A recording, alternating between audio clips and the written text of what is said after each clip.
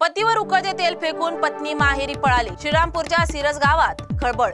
पिंपरी चिंचवडमध्ये अवैध संबंधातून दुहेरी खून, आरोपीला 1 तासात अटक।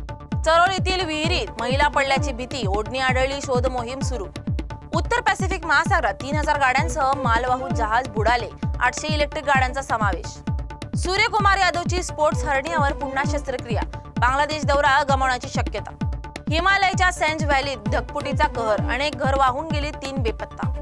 नाटो देशांचा 2035 पर्यंत 5% जीडीपी संरक्षण खर्चाचा निर्णय, रशियावर लक्ष केंद्रित।